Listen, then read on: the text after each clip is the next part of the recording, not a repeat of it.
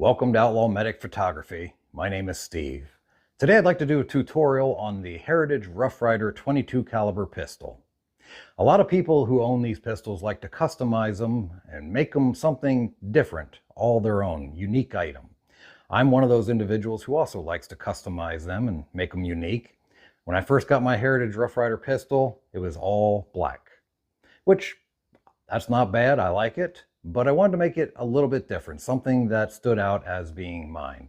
So I ordered a cylinder, a hammer, a trigger, and the cylinder pin, and changed it up a little bit. But putting the hammer and the trigger assembly back together and having it function correctly was a little bit of a tedious time. And from what I've seen online, it's a bit of a problem for a lot of people. And now there are videos out there on YouTube that explain how to disassemble and reassemble your pistol, but I didn't find a lot that were very clear on the topic of replacing the hammer and the trigger. A lot of videos, while good in themselves, either the music was too loud or the camera was out of focus, or they really didn't explain in detail how to reassemble those two pieces specifically. Now the cylinder and the cylinder pin, that's gravy. That's very simple, which we can cover. But my main concern today is showing how to replace the trigger and the hammer in a quick, easy way that's going to allow you to put the gun back together again and have it working just like factory settings. If you like this video, be sure to subscribe, click the notification bar to be notified of more videos, and drop your likes and comments below.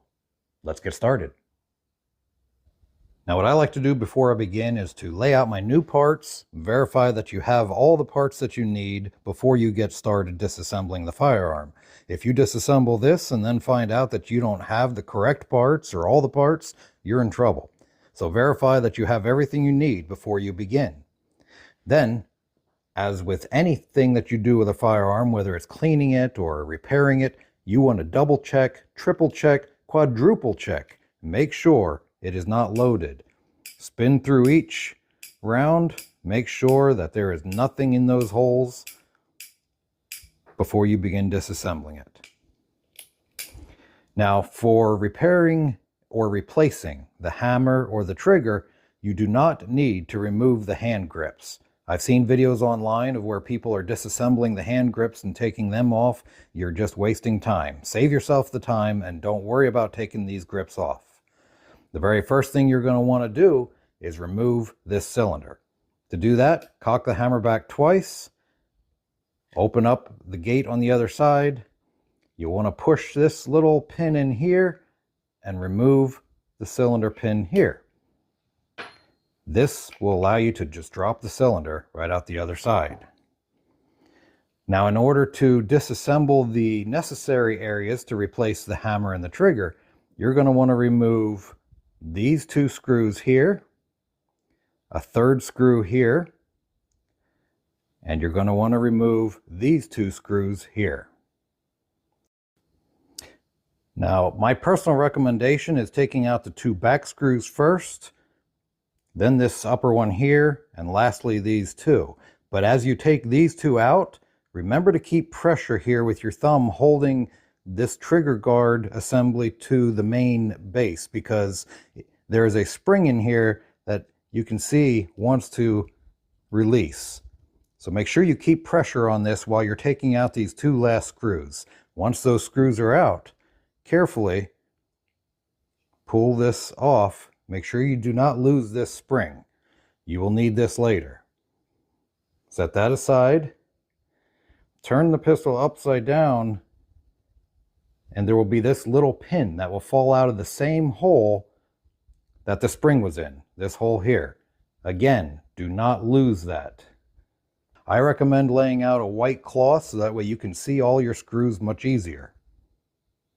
Once that is disassembled, some people recommend taking this off, because now without that spring in there to keep tension on this, it just flops real easy and it's easy to fall out. Pulling it out is no problem. It just simply slides right out of the hole here. I like to pull it out, just simply set it aside so it's one less part to fall out for you. The next thing you're going to want to do is remove this screw that holds the hammer in. It's a rather long screw, so once you have it unscrewed,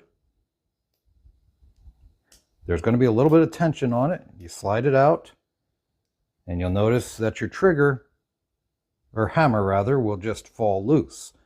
Be very careful here because there is a spring activated device up inside here that is connected to this hammer. You want to fold the hammer down and then gently pull it towards you. It will release and come out. Again, set that aside and take notice that there is this metal pin spring assembly in there. You don't want to lose that either. You'll want to take maybe your screwdriver or another object. If it doesn't fall out on its own, you'll want to take a little screwdriver and just pull that up out of there. That should be a simple matter of just sliding out just like that. As long as it's not broken, the spring is good, you know you can reuse that. Set it aside. Now you'll notice that your trigger just flops loose. You're going to want to remove this screw here to take off this spring assembly here. So let's do that next. Okay, we took this, undid this screw. This spring assembly just lifts right off. Now the only thing left to do is to remove this screw here, which holds your trigger on. So let's do that next. Okay, in pulling this screw out, be very careful. There is another little piece right here. Sorry about my camera there. For some reason it's jumping between lenses. This piece here is what comes up through the floor of the cylinder holder here, and that's another piece you don't want to lose. So just be mindful of that piece. When you pull this screw out, you'll notice the trigger just falls right out. That's all the disassembling that you need to do. Now let's put the new pieces in. Now my advice is to put the trigger in first. Make sure you're cognizant of which direction it goes. You want to put it in here to line up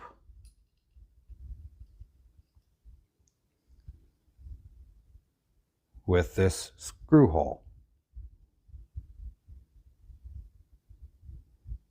So line it up.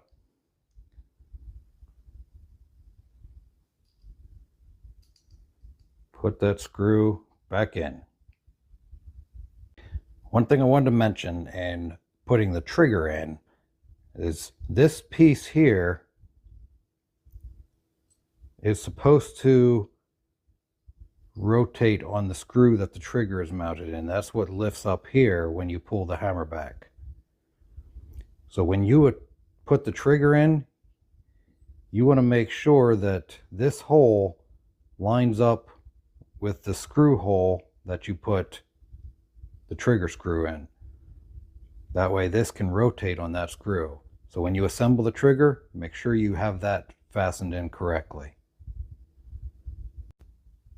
Okay, once you have that screw back in, you notice that just flops around. There's no tension on it because there's no spring attached to it. That is normal. If you have that assembled correctly, when your screw is in for the trigger, you should not see the screw over top of this black piece in here.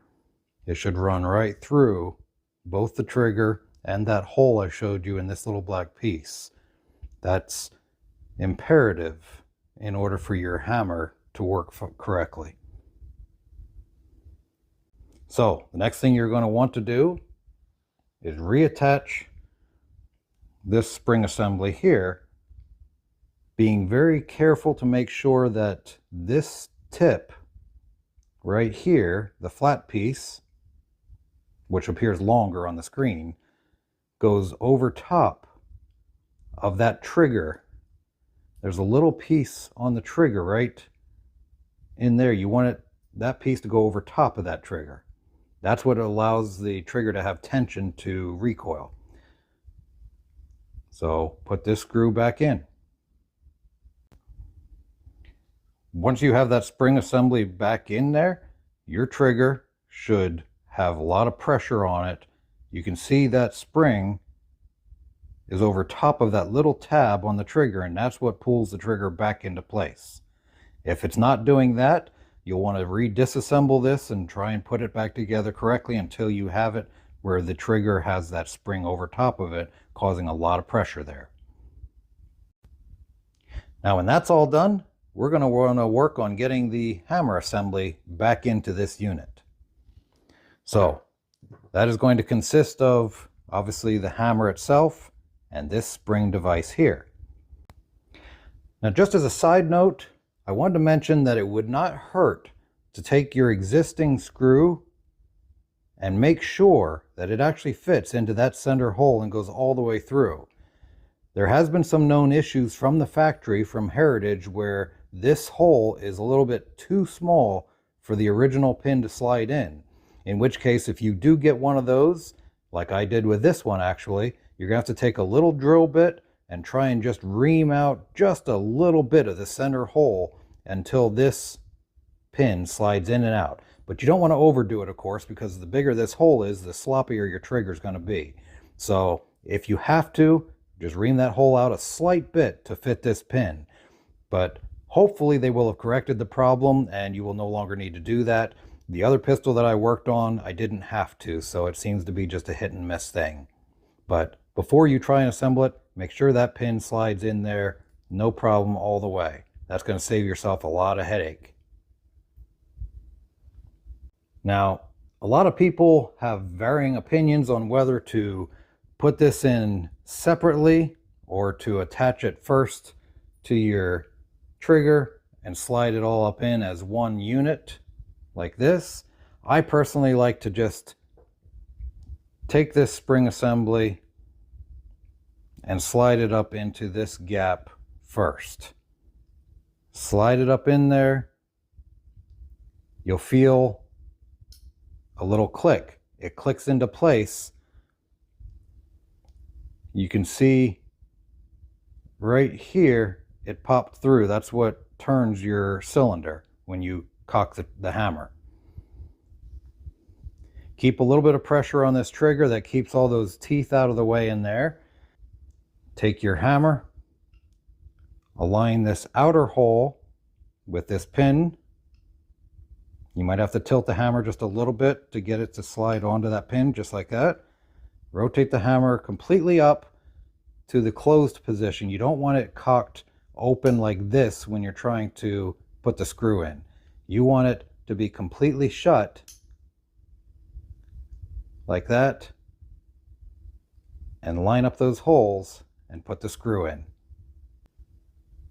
Now, if you were having trouble getting your hammer, the hole of the hammer to line up correctly with the screw hole there, I almost guarantee you it's because this trigger screw was not through this black piece the way it should be. So if you're having trouble getting this in there, double check and make sure that this is assembled correctly. All right, the screw should go in fairly easily. Now, when you pull back on the hammer, you can see the trigger gets cocked. That means it's working correctly. Now, it still won't have enough tension on the hammer to actually, when you pull the trigger, it's not going to slap back up here like it normally would. You'll have to manually push it up. But you should see the trigger move when you're cocking the hammer back if you have it in the correct position, if it's all assembled correctly. From here, it's a matter of just reassembling it back the way you took it apart. Don't forget to put on the cover here for verifying that you have ammunition in it. Just slide it in the hole. Now again, remember there's not going to be any spring tension on this at all to keep it shut. So what you're going to want to do, take that little pin that I said don't lose earlier, slide it down in this hole next to the trigger. And then you're going to want to put the spring into that same hole over top of that pin. Now you're going to want to take this whole handle assembly, slide it down over the trigger, line up your holes and compress that spring. And just like before, use your fingers to keep tension on there while you put your screws back in the back, the bottom two, and this one here. Now, if you have everything back together correctly, everything should work exactly as it was factory.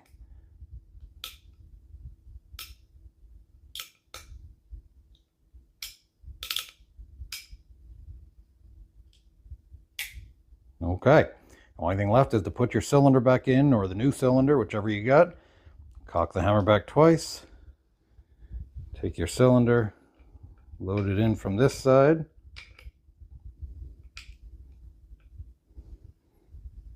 Take your pin, push in the button. Wiggle the cylinder a little bit to get the pin to slide in. And there you go. You are all done.